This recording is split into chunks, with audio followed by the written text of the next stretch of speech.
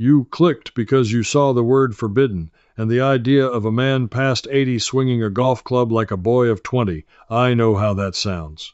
But I watched it happen with my own eyes on an ordinary Tuesday morning, and it broke everything I thought I knew about age and this game. Here is the truth I dug up. There is a way to swing a golf club that gives you more distance as you get older, not less. It was taught in the open a lifetime ago. Then it quietly vanished from every lesson tee in the country. I traced it back to a one-legged man and a book printed in 1952, and before we are done, you will hold it too. You do not need a gym.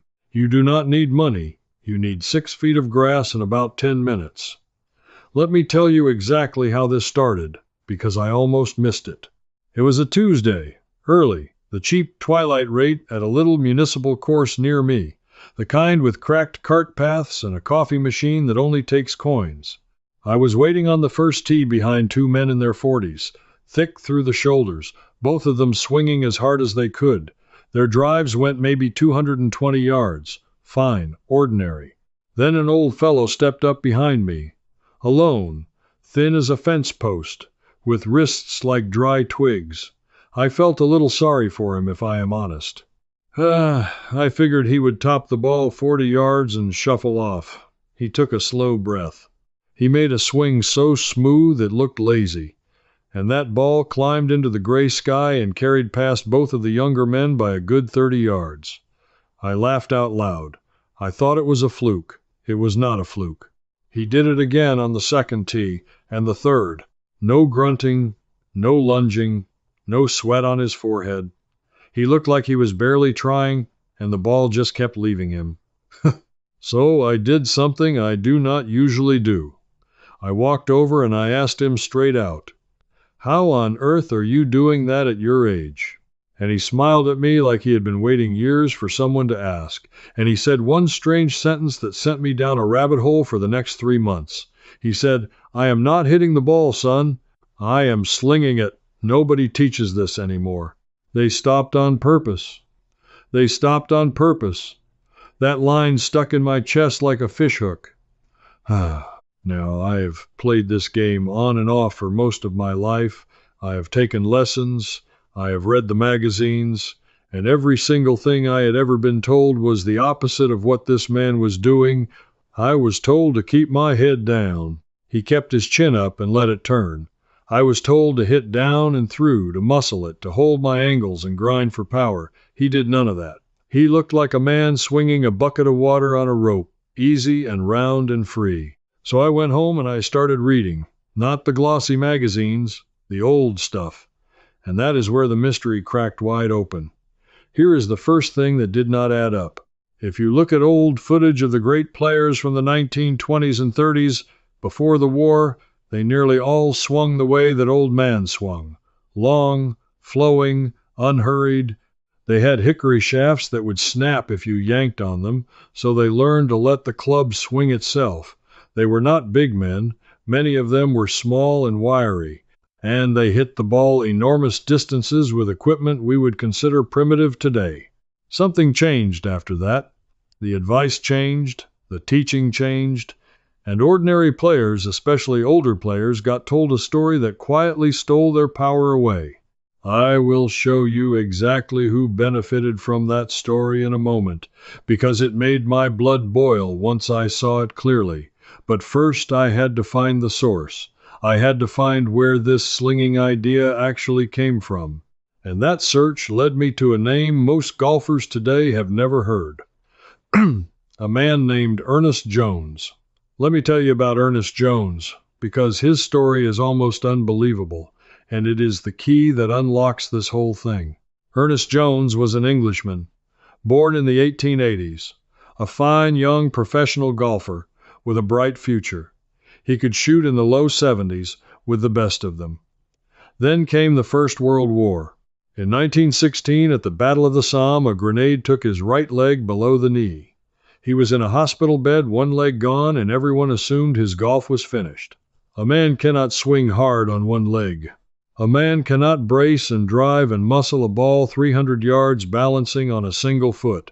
But here is what happened, and it is documented.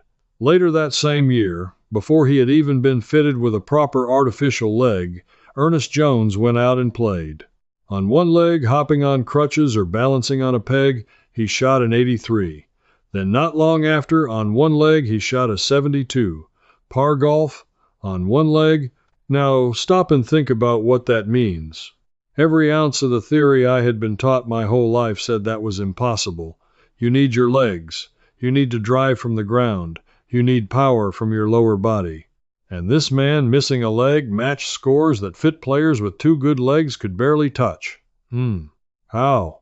Because he had accidentally discovered the secret. When you only have one leg to stand on, you cannot lunge and heave. You physically cannot. The only thing left to you is to swing the clubhead, to let the weight of the club do the work, like a stone whirled on the end of a string. That is the slingshot. That is the whole thing. Ernest Jones spent the rest of his life teaching exactly that one idea. He moved to the United States. He taught in New York City for decades, up in a studio, and thousands of golfers climbed those stairs to learn from him. And in 1952, he put it all into a book. The book was called Swing the Clubhead. I found it. I tracked down a copy, and reading it felt like someone had reached across 70 years and handed me the thing that old man on the first tee was doing. But here is where the mystery got darker. Because if this method was so good, if a one-legged man could shoot par with it, if it worked so well for older and weaker players, then why in the world did it disappear? Why had I never heard of Ernest Jones in all my years around this game? Somebody wanted this forgotten, and I was about to find out who and why. Let me show you the trick Ernest Jones used to teach it, because it costs nothing and you can do it at your kitchen table tonight. He would take an ordinary pocket knife, a small folding penknife, and he would tie it to the corner of a handkerchief. Then he would hold the free corner of the handkerchief between his fingers and swing the knife back and forth like a little pendulum. And he would say, "Watch. The handkerchief has no stiffness. You cannot force it. You cannot muscle a piece of cloth. The only way to make that knife swing in a smooth, wide, powerful arc is to swing the weight itself, gently, and let it pull the cloth tight.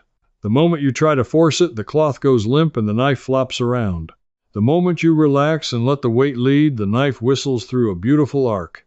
That," he said, "is your golf swing. The club head is the knife. Your arms and the shaft are the handkerchief. If you tighten up and try to force it, you kill all the speed. If you relax and let the weight of the club head swing, you generate more speed than a strong man ever could by heaving. Now here is why this matters so much for you and me, at our age. Speed does not come from strength. It never did. Speed comes from letting a weight travel through the longest, freest arc it can. A younger man can get away with muscling the ball because he has the raw strength to overpower his own mistakes. We do not. When we try to muscle it, we tighten up, the arc collapses, and the ball goes nowhere. But when we swing the club head, when we sling it, our smoothness becomes an advantage. Our patience becomes power. I stood in my own backyard with a penknife on a handkerchief, a grown man playing with a child's toy, and I felt it click. I felt the weight take over. And when I took that exact feeling to a real club, the ball jumped off the face like it was insulted. Picture yourself there next, standing in your own yard with that penknife swinging on the cloth, feeling the weight lead for the first time in years, wondering how far this simple thing could really take your swing. That feeling you just found is exactly what a man named Walt built into a full-body-first method made only for golfers 65 and over, and it lives inside the Senior Golf system.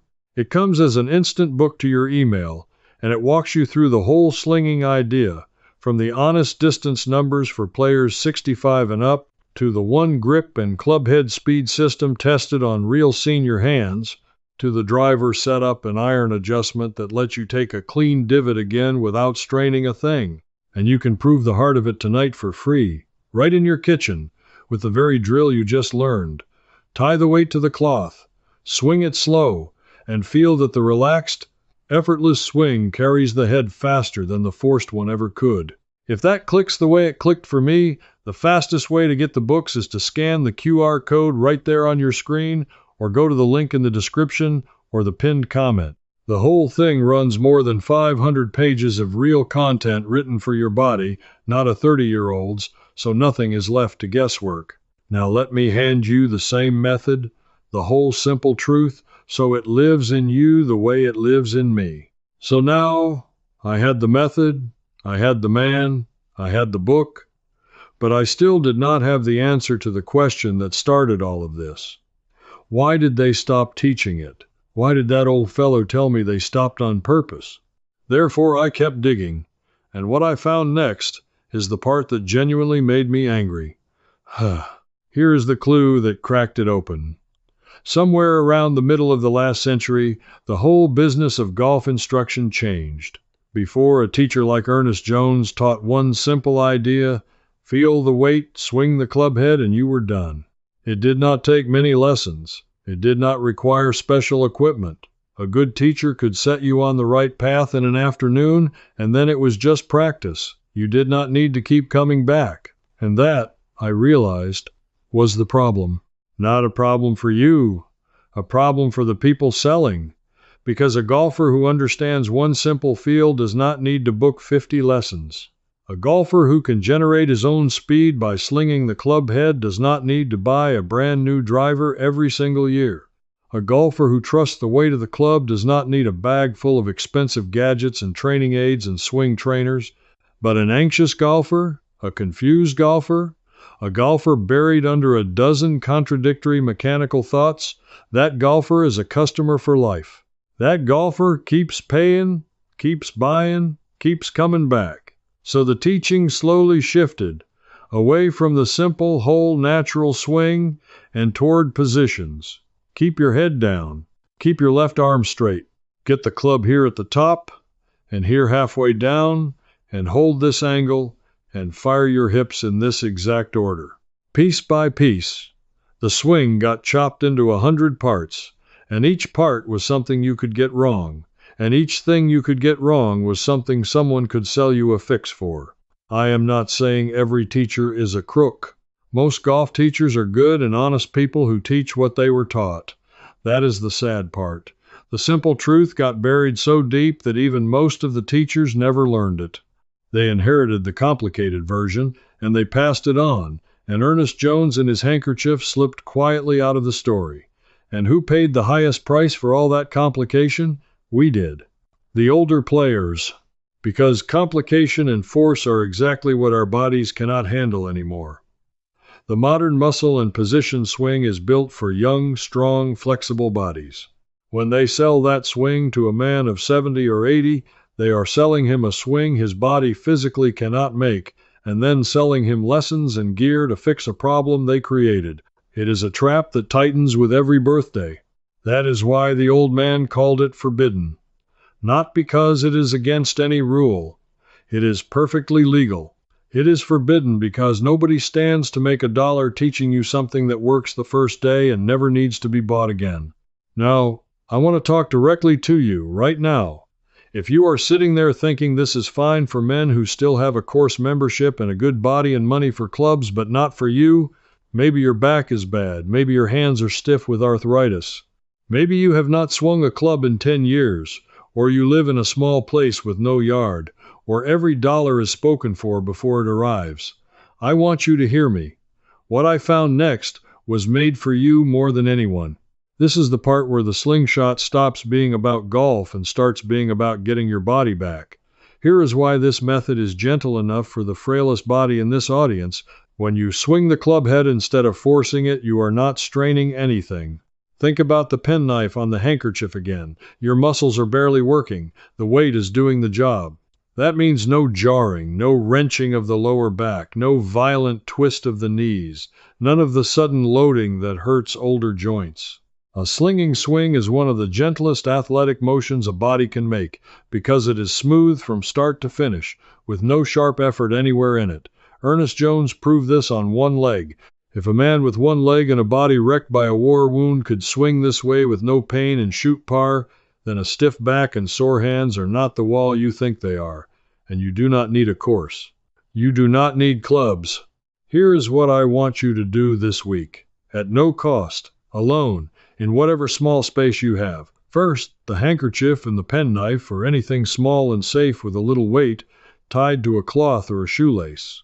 Swing it side to side, then in a small circle, and feel how the weight pulls the string tight, feel how forcing it kills it, feel how relaxing it makes it fly.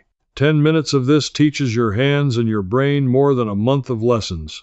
This is the exact drill from 1952, and it works in a hallway. Second, if you have any old club, or even a broom, hold it loosely and swing it back and forth like a pendulum, letting the head fall through the bottom under its own weight. Do not hit anything, just swing and feel the weight. Let it get longer and freer as your body warms.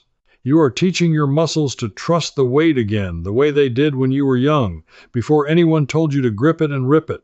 Third, and this is the one that surprised me most, do it slow. Slower than feels right. Because the miracle of the slingshot is that a slow, smooth swing actually delivers more speed to the club head than a fast, forced one.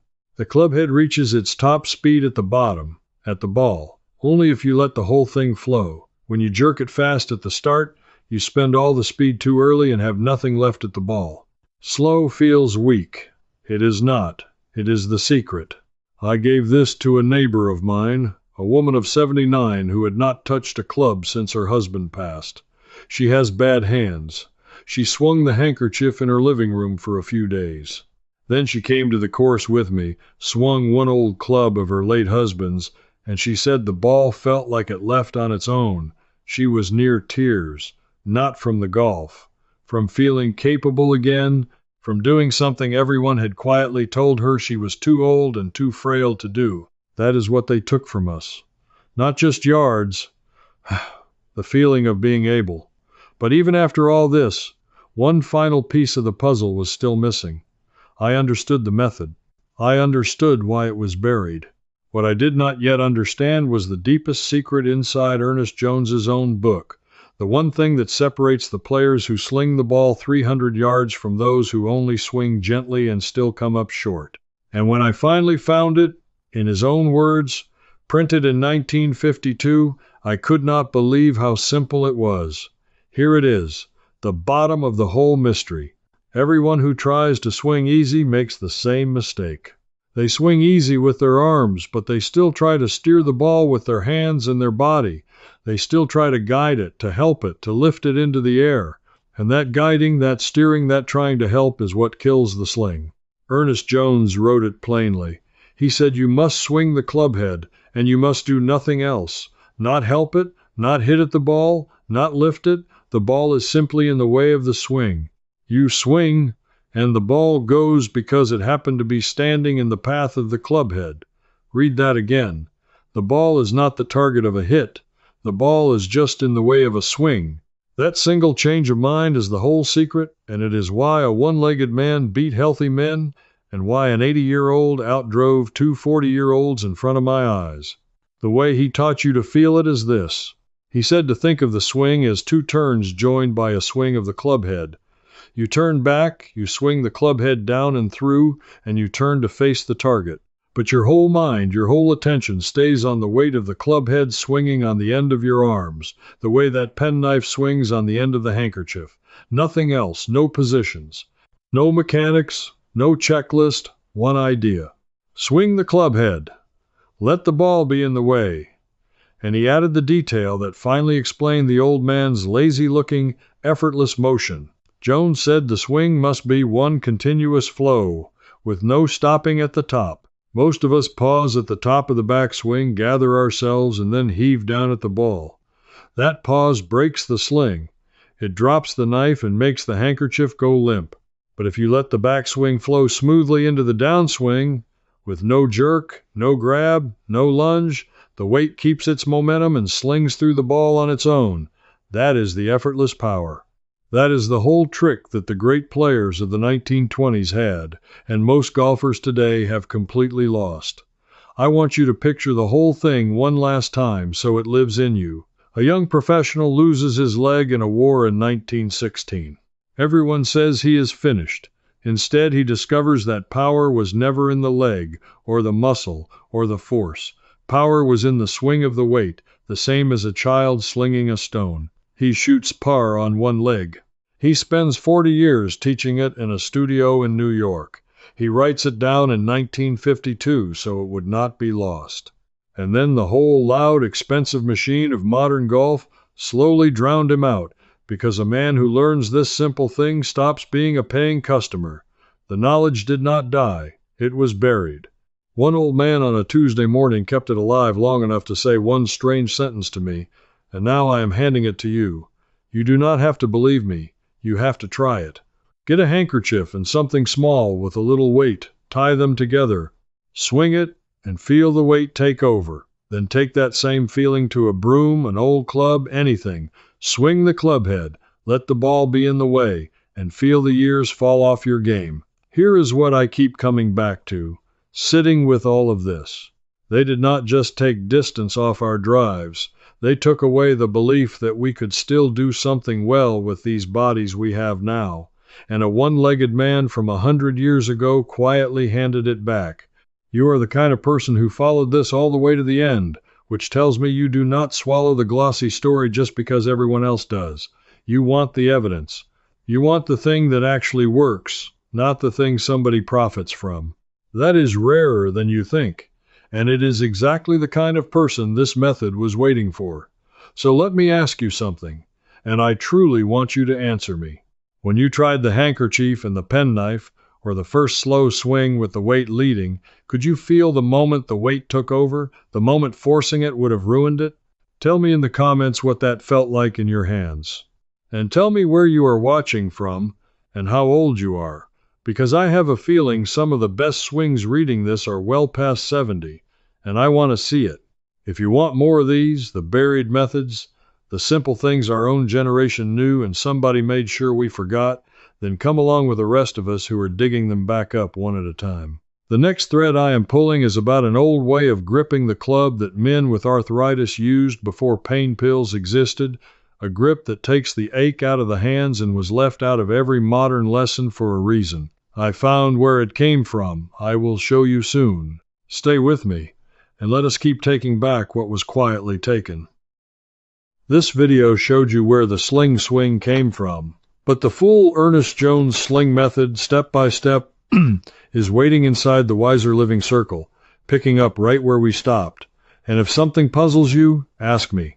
A real person answers, no machine. Practical seniors just like you are already in there with us. Just point your phone's camera at the code on your screen, and you can cancel any time. Now that your swing feels easier, let's fix the part that quietly cost you the most strokes. In this next video, I'll show you a simple putting trick, so you'll never need another lesson. It's starting right here.